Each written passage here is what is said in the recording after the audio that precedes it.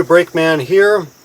Watch the Thunderfoot Raid Comfort 9.5 part miniseries, whatever, hour and a half long. Kind of interesting. Part of me wants to say, what a waste of time. Why do you bother talking to creationists? But of course, everyone's got to come to their own decision as to what is true, what is not true. Asking people to just stop believing in God and believe in whatever atheists believe or don't believe is hypocritical and stupid.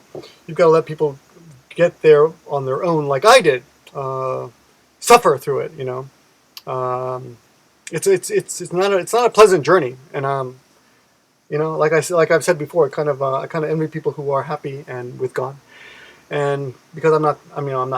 But anyway, it was an interesting 9.5 part series, an hour and a half long collection of videos, and I got to say that one thing that really struck me was that Thunderfoot, who makes wonderful videos, very, very eloquent man. Never seen his face before. I thought he was just kind of a faceless guy, but obviously he has a face. I was amazed.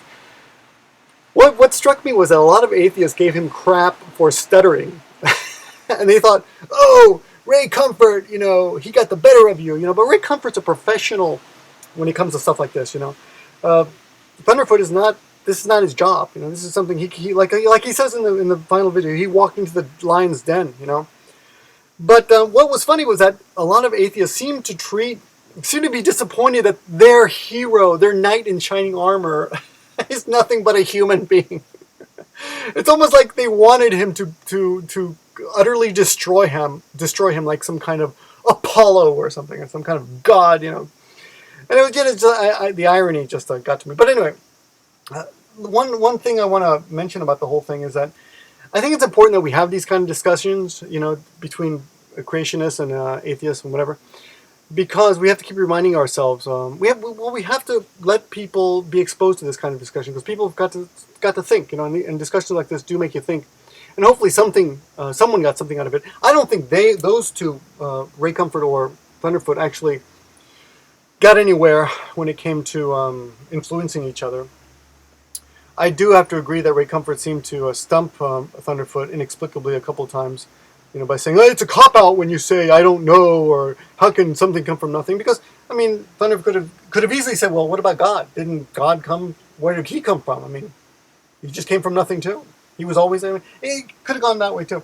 Also, they're arguing using the Bible as the basis of reference. Come on, if you believe the Bible is true, and a lot of Christians don't believe the Bible is anything but a very good guide to life, which I completely have no problem with. As long as you choose and pick, the things that they say in the Bible. You don't take everything literally, and you realize that some things are outdated.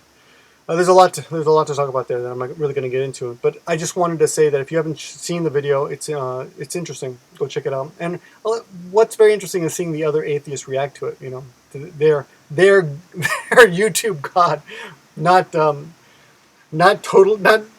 They're disappointed that Ray Comfort did not feel the wrath of their YouTube god. Is how I felt. But speaking of the eternal search for God and humanity, because I think they're connected. I think in a way we create God. My opinion, of course, and I don't mean to piss anyone off, but we've got to explain why people want to believe in God.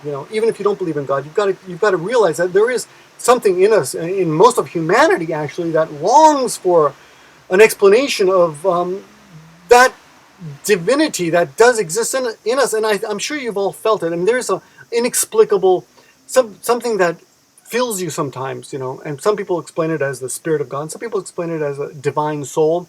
And some people just explain it as drugs. But what I'm saying is, there is sometimes something in us that fills us with something that is inexplicable. And there's nothing you could ever explain science with. There is most people admit there is a kind of magic in life, right? Where does that come from? So we're looking for that answer, right? I think the creation of God is kind of a creation of the ideal human. The ideal human, God is, and I believe, we've invented God as the ideal human. He who reflects, ideally, right? He who reflects the best of all humanity, of every human being, And I think we do this all the time when we look at animals, for example, right? If you take a dog or a cat and look into his eyes, you think, hey, he's almost human. Look at him. He's like a little human. Look at his face. And we talk about, who is man's best friend? Dog, not another man. Man's best friend is dog, and of course not the ravage, snarling part of the dog, not the farting part of the dog, but not the pooping in public part of the dog, but the loyal part of the dog, the part that that we value. We value these human traits that we impose on the dog. Isn't that amazing? I think it's interesting. Cats I don't know, but I'm not a cat person. But I'm sure you could do the same with almost any animal. You value the parts of it. We often praise the parts of it that are ideally human, right?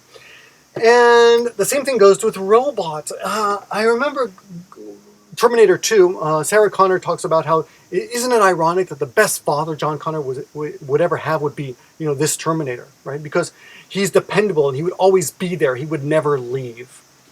And these are values that we value. These are qualities we value in a human being, but that she's attributed to this robot. And that's what made her value the robot, the human attributes. Amazing, huh?